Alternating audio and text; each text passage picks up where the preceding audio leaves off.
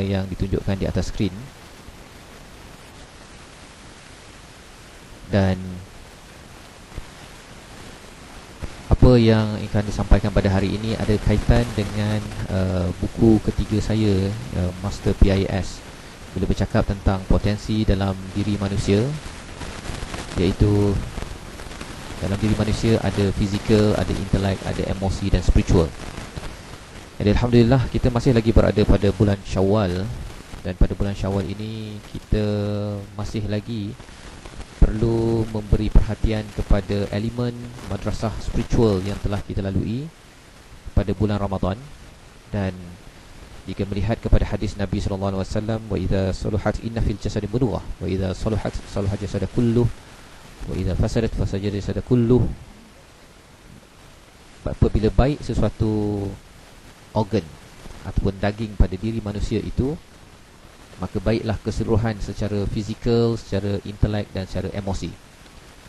Apabila buruk daging tersebut yang menjadi punca ataupun tempat kepada spiritual, maka akan buruklah kepada fizikal, buruklah kepada emosi, perasaan, dan buruklah kepada cara berfikir dalam setiap individu tersebut.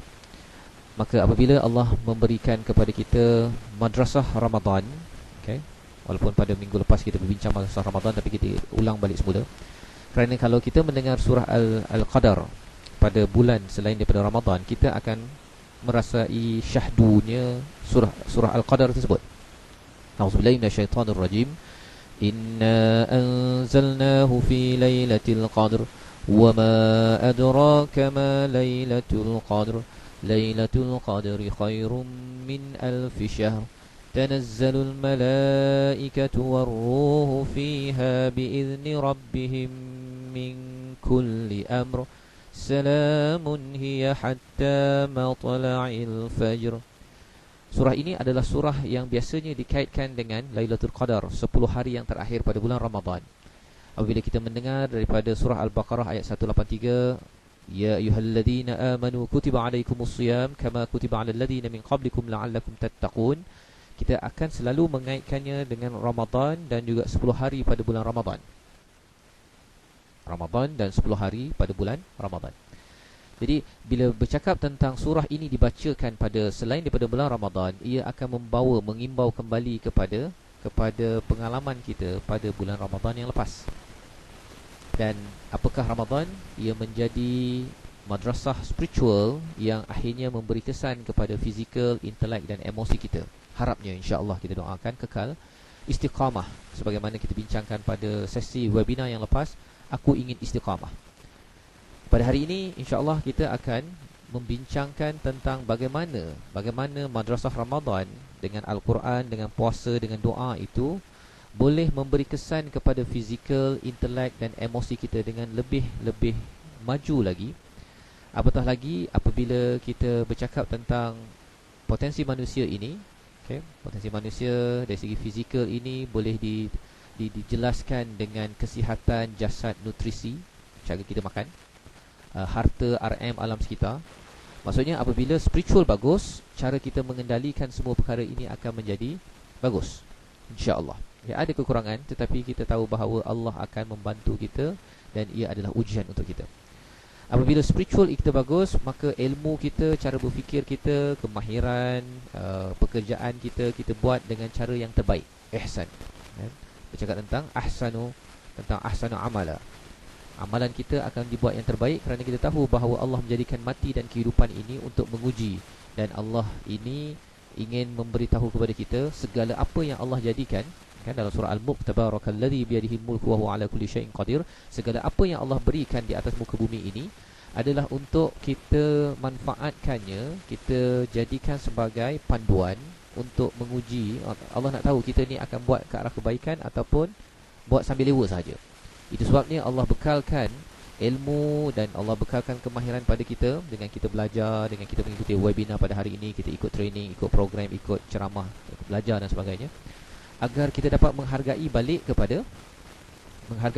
kepada segala apa yang Allah jadikan di atas muka bumi ini, dan akhirnya kita dekat kepada Allah yang Maha Pengampun, Allah yang Maha Berkuasa. Itu tujuannya.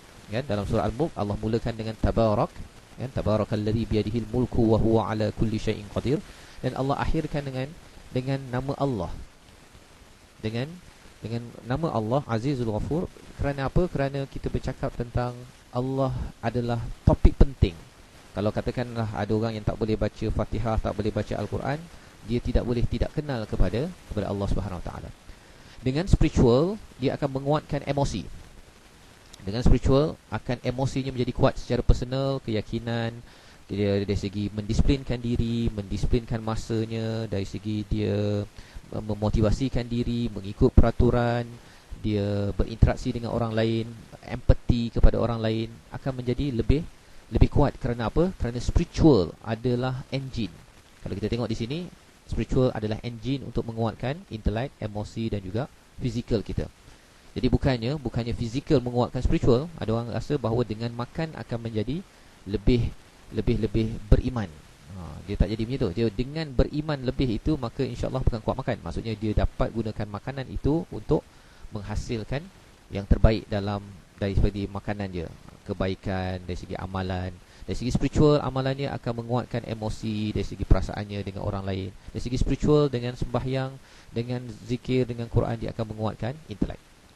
Maka pada hari ini kita akan membincangkan tentang salah satu daripada ayat Al-Quran yang bercakap tentang orang-orang yang dapat menggunakan kapasiti pemikirannya, dapat menghargai emosinya, dapat menghargai pada fizikalnya agar ia makin dekat dengan Allah SWT.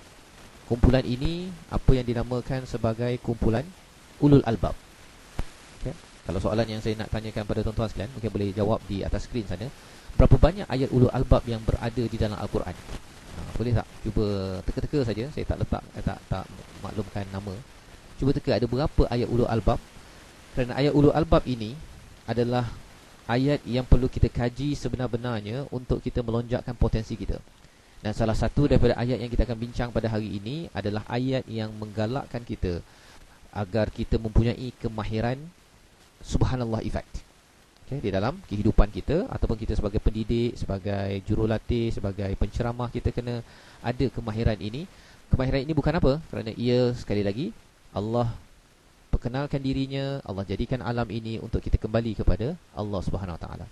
Jadi mungkin kalau boleh saya dapatkan respon daripada tuan-tuan sekalian di atas skrin, berapa ayat ulul albab yang ada dalam Al-Quran yang tuan-tuan tahu?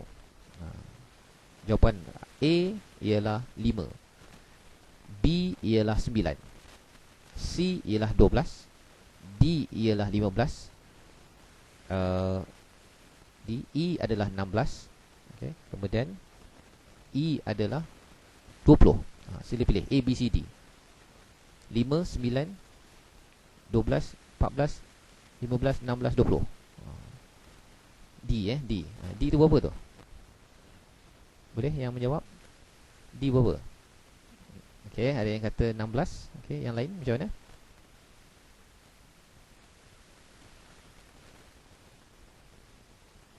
Okey, ada 16. Okey, jadi tepat sekali ayat di dalam Al-Quran berkaitan dengan ulul albab ini ada 16. Dan kita akan bersama-sama melihat daripada surah Ali Imran.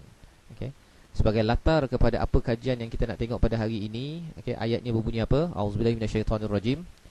Inna fi khalqis samawati wal ardi wa ikhtilafil laili wan nahari la ayatin li ulil albab alladhina yadhkuruna Allaha qiyaman wa qu'udan wa 'ala junubihim wa yatafakkaruna fi khalqis samawati wal ardi rabbana ma khalaqta hadha batila subhanaka faqina adzaban nar.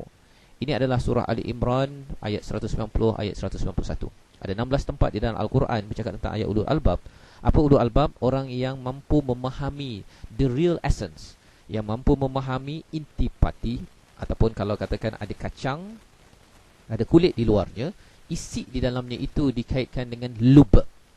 Jadi orang yang ulul albab, albab itu dalam bentuk jamak, dalam bentuk plural. Orang yang ulul albab adalah orang yang mendapat isi daripada kacang, bukannya dapat kulit sahaja. Kalau kita bercakap tentang apa senario yang berlaku di negara kita ataupun di peringkat dunia sekarang, kalau ada yang kata, oh negara kita okey, kan, ataupun dia kata tak okey, ia bukan sekadar okey tak okey, tetapi ia pergi kepada deep understanding, bercakap tentang inti ataupun isi daripada kacang. Okay, apakah yang sebenar-benarnya yang ingin Allah sampaikan kepada kita. Kalau kita kalau tak faham, kan, kalau katakan orang cakap apa yang berlaku sekarang, oh sekarang ni yang berlaku ialah minyak turun, kan. Kalau itu saja yang berlaku dan kata minyak turun tu bagus atau tak bagus? Bagus lah tu. Kalau itu saja respon dia, itu maksudnya orang itu mungkin tidak get the point, kan, dan orang ini bukanlah ulul albab, mungkin amat albab. Kan, amat albab ni dia jenis orang yang kena ketuk baru dia boleh faham. Tapi ulul albab adalah orang yang amat-amat seni, amat-amat tinggi cara berfikirnya, dan emosinya itu amat sensitif dengan apa yang berlaku.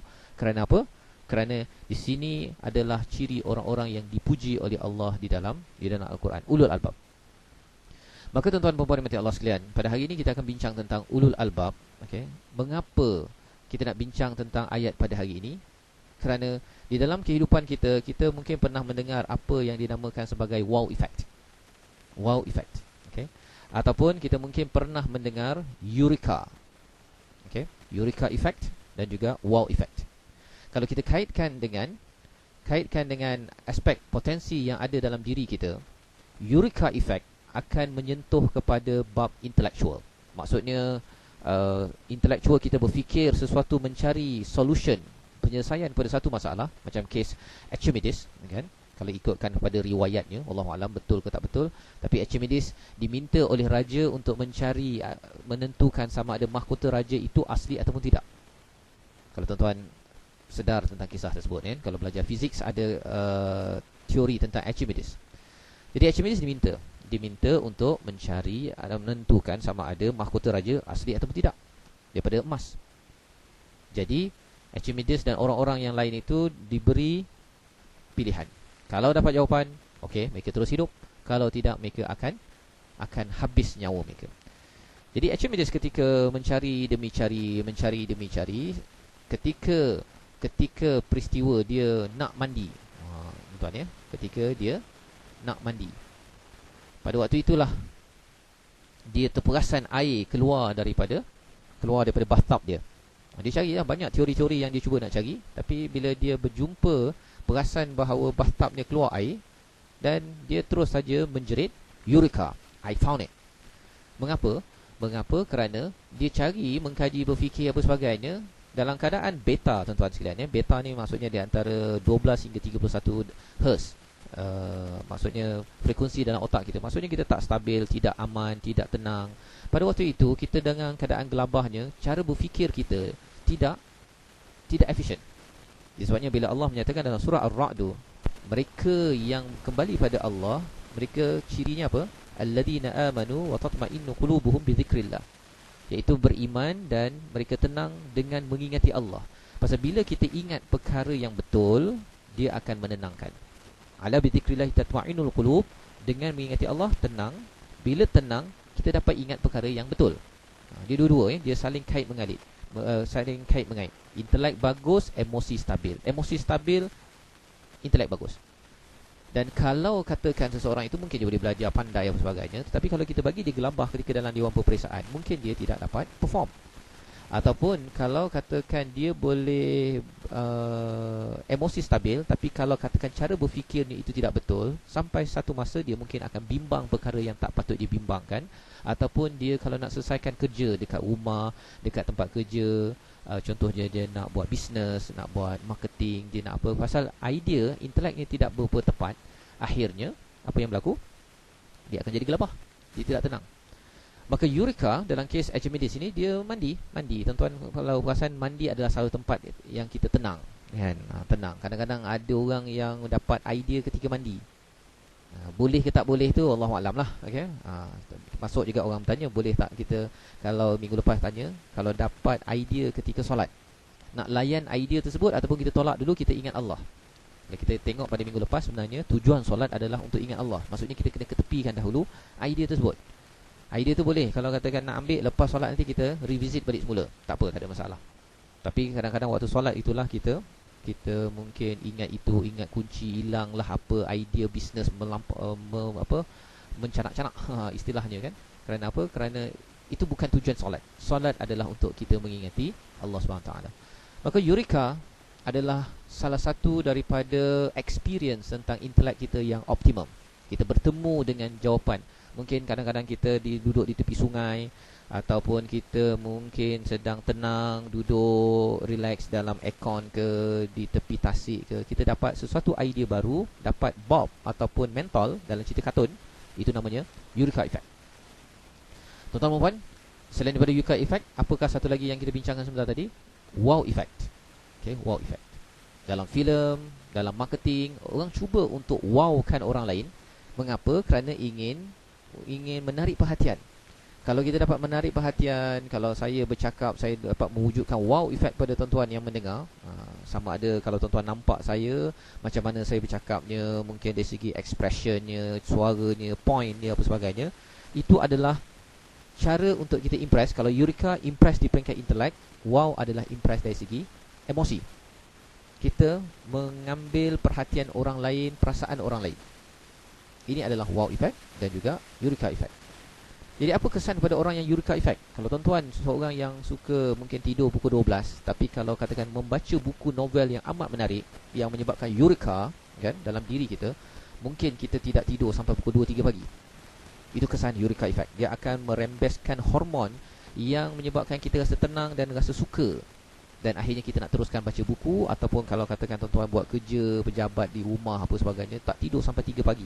Pasal apa? Eureka effect. Wow effect pula, apa kesannya? Sama juga, dia menyebabkan kita dirembeskan serotonin ataupun hormon-hormon yang menggembirakan, yang menenangkan kita. Itu sebabnya bila kita tengok filem, orang suka hiburan, suka dengar lagu, orang-orang begini dia dapat wow effect. Kadang-kadang bila dia dapat Al-Quran, dia rasa macam tak wow. Ini kesan wow effect tuan-tuan ya. Wow effect ni kalau kita ambil daripada sumber yang eksternal, contohnya lagu yang banyak alat muzik, ataupun drama yang amat emotional tengok dekat TV, kadang-kadang kita bertemu dengan sumber emosi yang kurang padu, okay? Kita mungkin tak rasa wow. Dan ini menerangkan kepada kita apa? Bahawa kalau kita ini sudah biasa dengan perkara-perkara yang wow di luar, kita mungkin tak wow di dalam. Dapat zikir, kita rasa alah apa zikir, ataupun solat, buat apa solat kan, tak wow pun, tak eureka pun, tak dapat pun benda baru. Seperti mana Syekh Ibn Utsaimin, saya quotekan pada minggu lepas tuan-tuan, dia kata apa? Bila bercakap tentang dalam hadis Nabi yang ke-23 dalam Matan Arba'in, iaitu as-salah nur, solat itu nur, kata Syekh Ibn Utsaimin ialah nur ini adalah cahaya. Allah menggunakan perkataan nur dalam Al-Quran, bercakap tentang seseorang yang mempunyai ilmu, petunjuk, hidayah dalam kehidupan. Itu sebabnya Syekh Utsaimin dia menyatakan apa? Kalau seseorang itu sebagai ulama, ataupun sebagai pemikir, ataupun menulis buku, atau membuat kerja, nak cari idea kan, nak cari idea, tempatnya adalah dia pergi solat. Kerana solat itu adalah nur. Bila nur, dia akan menjadi satu idea yang amat menyejukkan. Contohnya kita buat projek, kita buat bisnes, idea berceramuk contohnya, macam mana nak tenangkan dan akhirnya dapat idea yang mantap, kita solat 2 rakaat. Seperti mana Imam Bukhari, dia solat 2 rakaat, lepas tu baru dia menulis hadis Bukhari, hadis sahih Al-Bukhari kan. Poinnya apa? Poinnya solat adalah tempat untuk dia rasa tenang. Tetapi bagi orang-orang yang selalu sangat dengan wow effect, tengok filem kuat, suka dengar lagu punk ke, lagu rap ke, dan dia hangguk-hangguk, geling-geling dan sebagainya, ada kemungkinan ketika dia solat, ketika berzikir, ketika elemen-elemen wow dan eureka peringkat spiritual diamalkan, dia tak rasa seronok kan? Tak rasa seronok. Dan ini adalah intipati yang perlu kita fahami. Kerana apa tuan-tuan? Kerana bagi tuan-tuan yang mengajar sebagai seorang jurulatih, tuan-tuan boleh bagi wow kan? Tuan-tuan boleh bagi filem, tuan-tuan boleh bagi apa, lagu, nyanyi, gitar dengan drum apa sebagainya ke dalam kelas. Tapi apa kesan pada pelajar? Mungkin dia wow pada cikgu, pada tuan-tuan, tetapi selepas itu dia akan ketagih wow yang seterusnya. Kalau wow eksternal ini, kalau dia dah dapat, dia ketagih yang lebih mantap lagi, lebih kuat daripada situ lagi. Pasal apa? Pasal wow effect di peringkat emosi, Eureka effect di peringkat intelek, orang yang suka berfikir, dia nak berfikir lagi, dia makin nak berfalsafah lagi, nak masuk dalam lagi, berdalam lagi, dalam lagi, dalam lagi. Kadang-kadang dia mungkin boleh lari daripada kebenaran. Tetapi bila Allah membawakan kepada ayat ini, auzubillahi minasyaitonirrajim, inna fi khalqis samawati wal ardi wa ikhtilafil laili wan nahari laayatin liulil albab. Sesungguhnya pada kejadian langit dan bumi dan pertukaran malam dan siang adalah petanda. Petanda, tuan-tuan ya, petanda. Orang yang eureka dia bertemu petanda, orang yang ada wow effect dia bertemu dengan petanda signal yang amat mantap sehingga kan dia kagum. Maka Allah nyatakan segala kejadian langit dan bumi, siang dan malam, malam dan siang ini sebenarnya adalah petanda yang sebenarnya menarik perhatian bagi siapa? Ulul albab. Ahmad albab kena ketuk, kena main muzik ke kan? Mungkin dia diam, bau kagum, tuan-tuan ya. Ulul albab dia tengok sahaja sesuatu yang diam saja. Kita tengok kepada langit dan bumi. Senyap je kan? Kita tengok kepada pertukaran malam dan siang. Tak perlu kita tunggu sampai ada muzik-muzik apa sebagainya untuk menghargai perkara tersebut. Tapi syaratnya kita perlu menjadi ulul albab. Apakah ciri ulul albab? Yang ini yang kita nak bincangkan pada hari ini secara ringkas, tuan-tuan ya. Kerana ini sebagai pengenalan dan mungkin dalam bagi tuan-tuan yang ada kelapangan dalam program yang saya akan kendalikan pada 23 Ogos nanti, insya-Allah kita akan praktikal bagaimana ayat-ayat dalam Al-Quran, pengalaman tuan-tuan dalam kehidupan sekalian menyebabkan kita mewujudkan, injectkan elemen subhanallah effect. Pasal apa? Pasal bila kita dapat subhanallah effect, dia akan menyebabkan diri kita amat stabil emosi dan juga intelek. Intelek kita tajam, emosi kita tajam, tapi tajamnya itu tidak sampai dia exhaustive, cepat letih. Kan? Macam orang dengar muzik, kalau dia dengar muzik setiap masa, akhirnya emosinya akan cepat letih dan akhirnya dia mungkin tidur. Lepas tu nanti lain kali dia nak muzik lagi. Kalau dia tak dapat muzik, dia akan rasa tandus. Maka bagi orang yang ulul albab, dia akan mendapat pencerahan ataupun makanan dia itu bukan daripada sumber eksternal. Dia dapat daripada sumber internal, di mana bila dia tengok sikit saja perkara berlaku, khalqis samawati wal ard. Khalqis samawati wal ard ini bukan semestinya tuan-tuan kena tengok sampai matahari, bintang, itu satu. Tapi apa sahaja yang ada di sekeliling kita ini adalah fenomena yang menarik perhatian kepada ulul albab. Maka ulul albab ni apakah cirinya? Macam mana tuan-tuan nak pastikan tuan-tuan tidak masuk kepada ekstrim wow ataupun ekstrim eureka? Okay? Ekstrim eureka, ada orang yang dia mengkaji tentang Al-Quran kadang-kadang sampai tak nak semayang, tuan-tuan. Ekstrim wow ialah kadang-kadang dia dah suka sangat dengan lagu nasyid sampai dia tak nak semayang kecuali kena ada lagu-lagu nasyid. Ekstrim, tuan-tuan ya. Ekstrim wow ataupun ekstrim eureka. Maka bagaimana nak stabilize perkara itu? Allah menyatakan panduan dalam ayat 191, alladzina yadhkurunallaha qiyaman wa qu'udan wa 'ala junubihim. Yang pertama, zikir kepada Allah ketika bangun, okey, ketika apa tuan-tuan? Ketika duduk, ketika berdiri, duduk ataupun dalam keadaan berbaring. Zikir every time. Qiyamau wa qu'udan wa 'ala junubihim. Waktunya mengiring nak tidur pun dia akan mengingati pada Allah Subhanahu Wa Taala. Ini syarat pertama. Dalam masa yang sama, apakah ciri ulul albab? Ini yang pertama, tuan-tuan ya. Yang pertama ialah zikir, yang kedua wa yatafakkaruna fi khalqis samawati wal ard. Tuan-tuan perasan kan? Ada khalqis samawati wal ard pada ayat 190, ayat 191. Wa yatafakkaruna fi khalqis samawati wal ard. Fenomena alam menjadi buah fikir yang sentiasa direflect. Dan, tuan-tuan ya, di sini penggunaan dan.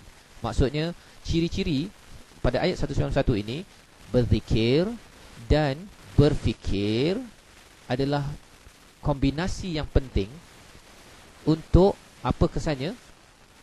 Tak perlu dia dikombinekan dengan apa-apa, terus sahaja keluar daripada mulutnya ataupun daripada pemikiran spiritual ulul albab itu, Rabbana ma khalaqta hadza batila. Ya Allah, engkau tidak menjadikan perkara ini sia-sia.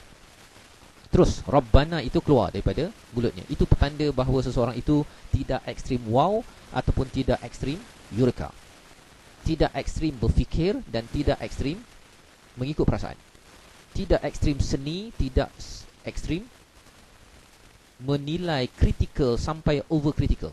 Sampai Allah pun dia persoalkan mengapa Allah menjadikan begini kan, tanpa dia kembalikan balik kepada hikmah tauhid kepada Allah SWT. Itu ekstrim, tuan-tuan ya. Ia boleh berlaku pada orang yang beragama ataupun orang yang tak beragama lagi lah. Baik. Jadi di sini kalau kita tengok, inilah yang disimpulkan bagaimana untuk membina subhanallah efek dalam kehidupan kita. Zikir, tafakur akan melahirkan Rabbana dan keluar perkataan subhanak. Rabbana dan akhirnya subhanak. Apa maksud zikir? Zikir adalah aktiviti utama tuan-tuan ya. Apa sahaja di dunia ini, kecuali kalau tidak dengan zikir maka ia sia-sia. Kan kita buat sesuatu tidak dengan nama Allah, bismillah, fahuwa aqta', maka terputus, maksudnya ia sia-sia, terputus keberkatan. Apabila ada zikir dipasangkan dengan tafakur, inilah yang akan menjadikan seseorang itu ulul albab. Dalam kehidupannya dia akan menjadi amat wow, amat eureka, tetapi tidak menjadi ekstrim. Hidupnya amat live. Dia ada live kehidupan dia. Dia tak perlu dengar muzik, dia tak perlu dengar, tengok filem-filem ke selalu. Nak tengok boleh tuan-tuan, tapi tidak ekstrim. Mesti setiap filem dia kena pergi, mesti tengok wayang yang sebesar alam. Kan? Tak. Dia hanya perlu berinteraksi dengan langit dan bumi, fenomena alam yang berlaku di peringkat negara, negeri, keluarga apa sebagainya. Dan juga dia bercakap tentang pertukaran malam dan siang. Dia amat sensitif dan dia berfikir, dan akhirnya apa yang keluar daripada pemikiran dia, Rabbana ma khalaqta hadza batila, itu inteleknya akan bercakap kan, dan akhirnya dia akan subhanak. Subhanak ini tuan-tuan, kalau orang cakap, kalau dia impress sangat dengan sesuatu, dia akan cakap wow. Bagi orang-orang yang ada wow tetapi dia telah mendapat teknologi terbaik, ulul albab, dia akan bercakap apa? Bukan lagi wow, tapi dia cakap subhanallah.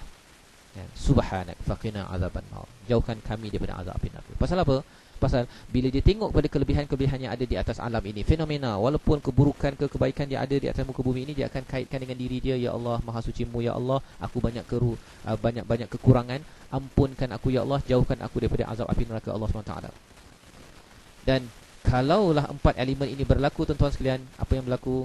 Kalau kita tengok ayat 190 di sini, alam sekeliling, fenomena bagi seorang pelajar, dia belajar geografi, dia belajar sains, dia belajar bahasa Melayu, bahasa Inggeris, bahasa Jepun, apa sebagainya. Dia tengok filem, dia tengok ini, pergi persatuan, apa sebagainya. Bila dikaitkan, dia mempunyai subhanallah efek, kemahiran ini, yang akan saya kongsikan secara lebih detail, praktikalnya pada 23 Ogos nanti tuan-tuan, bagi tuan-tuan yang berkelapangan. Okay? Tapi cara gambarannya ialah, apakah elemen dia? Kalau katakan semua elemen itu dikaitkan dengan zikir, tafakkur, Rabbana dan subhanak, maka ia akan melahirkan golongan Rabbani yang sentiasa bercakap Rabbana. Pasal apa? Kerana golongan Rabbani itu adalah orang-orang yang sentiasa belajar mengajar Al-Quran. Dia sentiasa dekat dengan Al-Quran, dan orang yang dekat dengan Al-Quran adalah salah satu daripada ciri ulul albab tuan-tuan. Pasal apa? Pasal dia ingat Al-Quran, dia ingat Allah, kan? Al-Quran Allah, kan? Zikir itu merujuk pada ingatan kepada Allah. Zikir juga adalah Al-Quran. Bila baca banyak Al-Quran, akhirnya dia tengok kepada, dia berfikir tentang alam ini, dia akan cakap apa? Rabbana ma khalaqta hadza batila subhanak. Dalam ayat 192, Allah teruskan lagi dengan doa-doa seterusnya. Pasal apa? Pasal dia akan sentiasa bergantung kepada siapa? Pada Allah SWT. Dan apa manfaatnya tuan-tuan? Apa manfaat kalau katakan kita mewujudkan pelajar-pelajar yang sentiasa bergantung kepada Allah SWT? Apa kesannya? Seseorang itu akan sentiasa ingat pada Allah, menjadi orang yang bertakwa, kata Nabi Isa, iaitu righteousness means doing good to those who ill treat you. It doesn't mean doing good to those who do good to you. Masya Allah. Kalau dapat tuan-tuan ya, generasi Rabbani yang dia balas buah kepada orang yang membaling kayu kepada pohon. Itu pohon lah, kan tuan-tuan ya. Pasal apa? Pasal dia pohon yang syajarah, yang tayyibah, pohon yang baik. Kalimatun tayyibah, dia menyebabkan seorang itu dia akan terbina, akarnya kuat dan menjulang ke langit, dan dia memberi buah kepada orang yang baling. Ini kata Nabi Isa. Dari Ahmad ibnu Abu Al-Khawari, Imam Ahmad bin Abu Al-Khawari berkata, Abbas ibnu Ahmad menjelaskan ayat di atas, maksudnya ini ayat berkaitan dengan orang-orang yang beramal tuan-tuan ya, beramal dengan apa yang diketahui, pasti kami tunjukkan kepadanya apa yang belum mereka ketahui. Mengamalkan apa yang diketahui, pasti kami tunjukkan kepadanya apa yang belum mereka ketahui. Pasal apa? Pasal tuan-tuan sekalian, saya sendiri, tuan-tuan sekalian, mungkin tak hafal 100% Al-Quran, tak baca 100% semua buku yang telah ditulis oleh ulama, oleh pakar-pakar. Tetapi kalau ada yang kata overwhelm, mana buku yang saya nak baca, apa ilmu yang telah diketahui tuan-tuan kita amalkan, Dan apa yang kita tahu tadi, iaitu subhanallah itu perkataan yang selalu kita dengar. Amal, insya-Allah Allah akan beri tahu sesuatu yang kita tidak ketahui. Daripada Umar bin Abdul Aziz, okay, kebodohan kita akan sesuatu yang tidak ketahui disebabkan kita tidak mengamalkan sesuatu yang sudah diketahui. Andai kata kita mengamalkan apa yang kita ketahui, nescaya Allah membuka hati kita untuk mengetahui apa yang belum dicapai oleh angan-angan kita. Kita angan-angan nak tahu ini, nak tahu apakah maksud keseluruhan ayat Al-Quran, nak tahu tentang marketing, nak tahu itu, nak tahu ini, pergi program sana, pergi program sini. Tapi sebenarnya apa yang dinyatakan Umar bin Abdul Aziz, kita buat apa yang kita dah tahu dahulu, tuan-tuan. Nanti Allah akan ajarkan. Itu yang dinyatakan dalam surah Al-Baqarah, wattaqu wa yu'allimukumullah, dalam ayat paling panjang dalam surah Al-Baqarah. Barang siapa yang bertakwa, Allah akan ajarkan. Pasal apa? Pasal bila kita diajar oleh Allah, bila kita bertakwa, Allah ajar kepada kita. Bagaimana, tuan-tuan? Maha suci Allah, subhanaka faqina azaban nar. Bila kita dibersihkan, kan? Bila kita memuji Allah, kita kata maha suci Allah, hati kita juga dibersihkan. Bila bersih hati kita, apakah yang akan dipancarkan kepada hati kita? Nur, seperti mana dinyatakan oleh Imam Syafi'i mengadu kepada Waqi', su'u hifzi, buruk sangat hafazanku.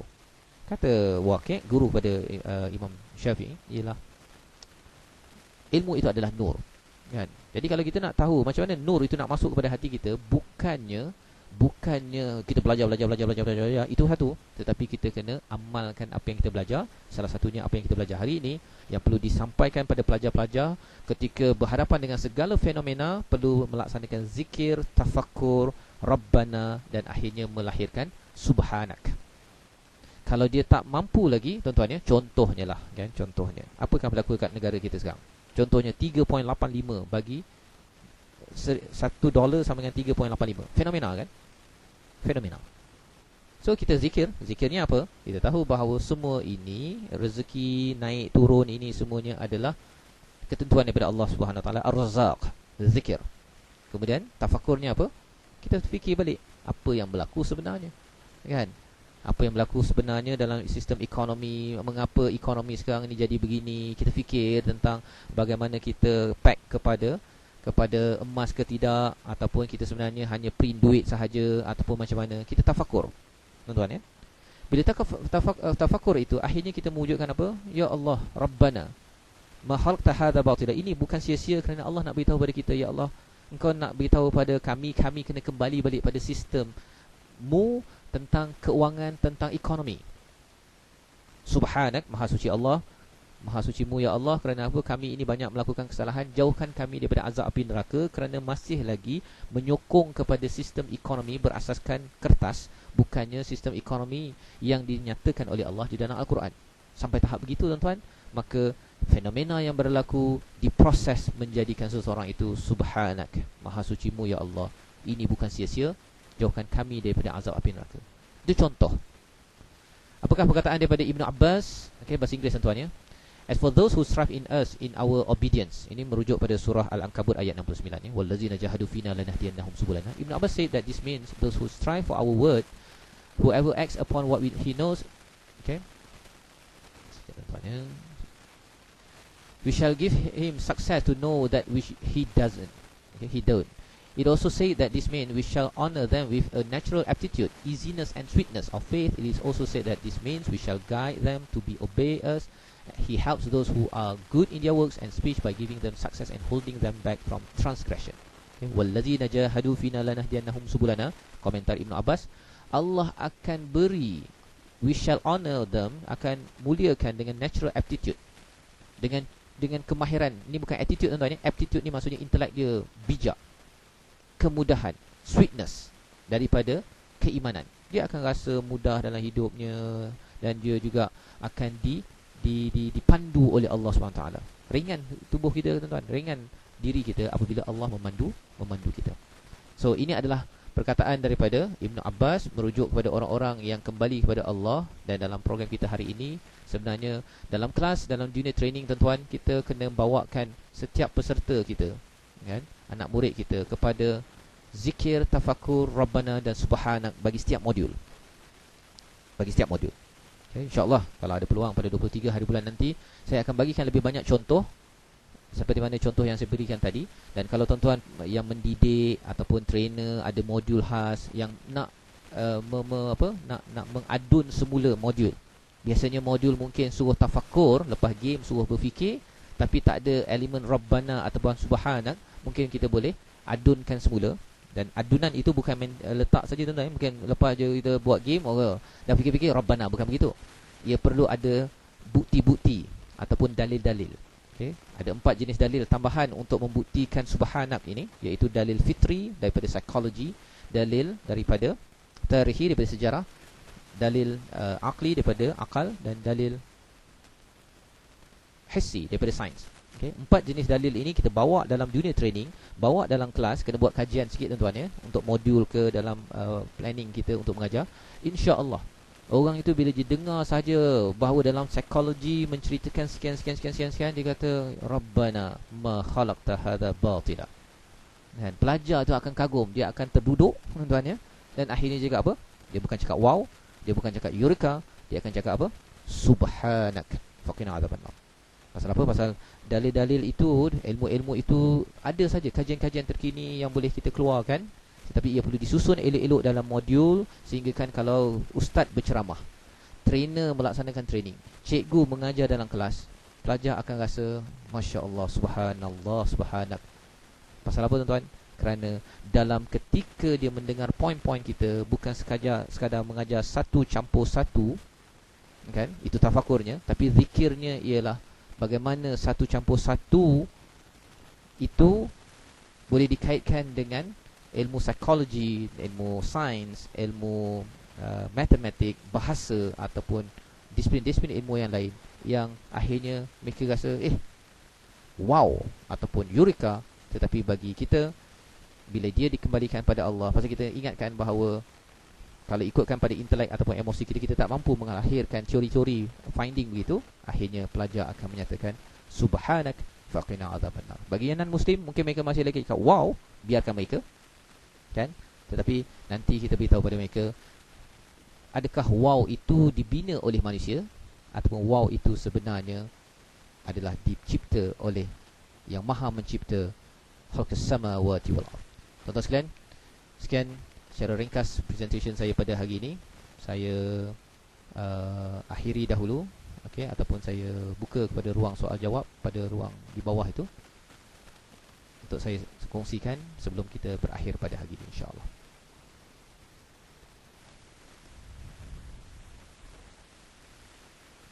Silakan kalau ada sebarang soalan, ruang di bawah tu boleh type kan. Saya tunggu.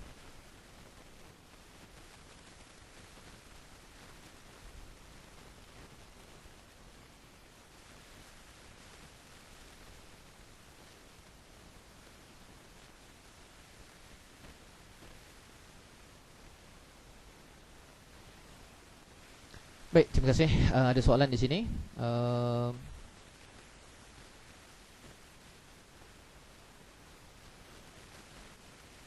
Okey, soalannya, adakah topik ini akan dibincangkan pada seminar thought? Dalam seminar thought kita tidak akan menyentuh ini tuan-tuan ya, pasal ini adalah teknik dalam pengajaran. Thought adalah cara tadabbur, tazakur. Itu penting ya untuk berinteraksi dengan Al-Quran. Kalau di sini adalah bagaimana fenomena alam, okey, kita berinteraksi dengannya, maksudnya ilmu-ilmu yang diajar dalam dunia akademik, dalam kita berfikir kehidupan seharian, diproses menggunakan subhanallah efek ini, akhirnya menghasilkan individu ulul albab.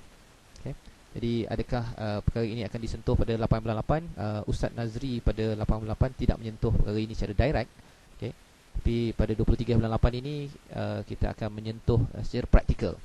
Tengok background tuan-tuan kan? Tuan-tuan nak cakap kalau tuan-tuan mengajar ke dekat rumah ke dengan anak ke apa ke, kita akan come up dengan contoh bersama untuk kita memahirkan subhanallah efek dalam kehidupan. Okay. Soalan seterusnya, saya pernah dengar seorang pendawah ni cakap salah is the highest level of zikr. Dalam sebuah kitab pula, saya menemui zikir yang tertinggi adalah zikir tafakur, yakni merenung ciptaan Allah. Apa pendapat? Di dalam Al-Quran, Allahu'alam, okay, tapi salat adalah lidzakirin, untuk mengingati Allah. Okay. Dan zikir yang tertinggi adalah zikir tafakur. Dia zikir tafakur ni, dia zikir dengan tafakur dua perkara berbeza. Okay. Yang bagi yang bertanya ya, Pasal zikir adalah kita ingat pada Allah. Tafakkur itu, tafakkur kalau kita tengok dia dalam bentuk bukan sekadar fakara, bukan dalam bentuk fikir sahaja. Dia tafakkur.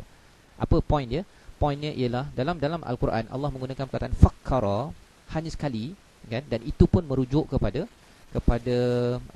perkara yang pasal fakkara itu sesuatu yang past tense, kan? Kepada sesuatu yang negatif. Tapi selain daripada itu Allah menggunakan wazan tafakkur ini, okey, di mana ia bukan sekadar fikir-fikir. Semua orang berfikir, ya, semua di kalangan kita sedang berfikir sekarang. Tapi tafakkur adalah orang yang berfikir menggunakan teknik ataupun dia ada usaha yang lebih. Pasal di sini menggunakan istilah tafakkur, dia adalah mubalaghah, kan? Dia perlukan effort yang lebih. Macam contohnya zikir, kan? Ataupun kita bercakap tentang Ar-Rahman, kan? Ar-Rahman adalah mubalaghah daripada Rahim, kan? Rahama. Jadi maksudnya ini adalah exaggeration. Exaggeration tu menunjukkan apa? Salah satu daripada kefahaman di dalam Al-Quran ataupun dalam bahasa Arab, ia memerlukan usaha yang lebih. Tafakkur memerlukan usaha yang lebih, teknik yang tertentu untuk mencapai tujuannya. Dan tujuannya kembali balik semula kepada Allah SWT. Itu sebabnya dalam ayat ini Allah mulakan dengan zikir, kemudian tafakkur, kemudian Allah tutup dengan Rabbana dan juga Subhanak. Dalam surah Al-Mulk pun sama juga. Tabarakalladzi biyadihil mulku wa huwa ala kulli syai'in qadir. Pada ayat yang kedua, hujungnya pun Allah tutup dengan nama Allah. Pasal tujuan hidup kita ini, tafakkur ke, kita beramal ke, apa sebagainya, semuanya adalah untuk membawa kita kepada zikir. Sehingga kan di sini kita nampak Allah meletakkan tafakkur ini di tengah-tengah antara zikir dan juga Rabbana dan Subhanak, kan? Betapa Allah setkan sistem itu agar kita jangan lagi. Ada orang yang tafakkur tapi dia tidak membawa kepada mengingat pada Allah SWT. Dia ada teknik do bono, teknik lateral thinking, apa sebagainya, tapi tidak membawa kepada Allah. Pasal apa? Pasal dia tidak mulakan dengan zikir sebagai amalan kehidupannya. Jadi hidupnya tafakkur. Kadang-kadang tafakkurnya melampau daripada zikir. Sepatutnya pada pukul contohnya 1:30 dia kena berzikir, iaitu solat kepada Allah SWT, tapi masih lagi tafakkur, kan? Tafakkur mencari solution pada bisnes, kepada kerja. Itu yang menyebabkan dia tidak mampu menjadi ulul albab dalam kehidupan, sehingga kan dia tumpul pemikiran ataupun emosinya. Okay, Allahu a'lam. Soalan seterusnya, bagaimana wujudkan subhanallah efek semasa kita bekerja belajar? Okay. Jadi ini yang saya bawakan sebentar tadi, iaitu dia punya modelnya, di mana apa-apa sahaja yang kita belajar ataupun yang kita bekerja, bila kita mengikuti pada formula zikir, tafakkur, Rabbana dan Subhanak ini, subhanallah ini, ia akan mewujudkan subhanallah efek dalam kehidupan. Tetapi ia adalah satu seni. Pasal ulul albab ni adalah orang yang dapat isinya. Dan inilah overview kepada tuan-tuan sekalian pada hari ini. Tapi insyaAllah kalau tuan-tuan boleh praktiskan sendiri di tempat masing-masing, ataupun mungkin kalau katakan kita sempat bertemu pada bila-bila masa, kita boleh berbincang dan mempraktikkan. Saya bagi satu fenomena, saya bagi satu subjek, dan tuan-tuan proses menggunakan subhanallah efek, elemen 4 yang saya maklumkan sebentar tadi. Dan apakah petanda subhanallah efek ini sudah mencapai ataupun sudah berjaya kita hidupi? Mudah saja. Memang kita selalu akan mengujarkan subhanallah dalam kehidupan. Bila kita berinteraksi dengan orang pun, cara kita menyampaikan itu akan menyebabkan orang kata Masya Allah, subhanallah. Yang itu maksudnya subhanallah effect in action. Tuan-tuan, ya. Kadang-kadang mungkin untuk personal kita boleh, tapi waktu kita bercakap dengan orang, subhanallah effect tu tak jadi, kan? Tak jadi pasal apa? Pasal bila menyampaikan, kan, dia memerlukan kepada kemahiran untuk menampakkan Allah itu maha suci, maha bersih, maha hebat di dalam diri orang yang mendengar perkara tersebut. Itu sebabnya kaedah menggunakan video, multimedia, ilmu psikologi, tarikhi ataupun sejarah, akli, semua ini yang kita akan tengok secara lebih detail nanti insya-Allah. Itu adalah cara untuk kita menambahkan efek. Tapi efek itu bukan untuk membawa pada diri kita, tapi membawa kepada Allah Subhanahu Wa Taala. Baik, itu saja rasanya soalan daripada tuan-tuan sekalian. Ada lain? Kalau ada yang sedang menaik.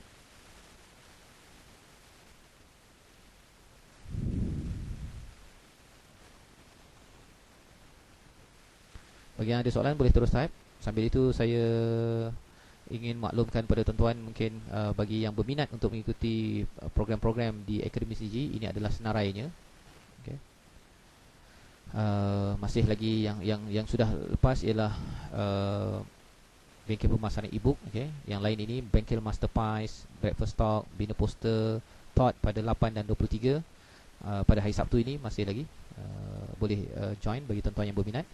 Dan bagi tuan-tuan, dalam senarai ini tak termasuk program Subhanallah Effect ini yang dijadualkan pada 23 Ogos, okay, hari Ahad pada jam 10 hingga 4.30. Jika tuan-tuan berminat ataupun ada rakan-rakan tuan-tuan recommend, mungkin boleh rujukkan, okay, program ini, ataupun nanti recording rakaman akan dihantar pada tuan-tuan sekalian. Boleh share seramai mungkin. Kalau tak dapat hadir pun, kita doakan kepada semua agar dapat beramal, mengamalkan teknik Subhanallah Effect ini dalam pengajaran, ketika berinteraksi dengan anak, ketika bersama dengan kawan, kerana kita perlukan bantuan Rabbana daripada Allah Subhanahu Wa Taala. Qauli hadza wa astaghfirullahi wa lakum. Saya rasa tak ada soalan lain. Ada lain?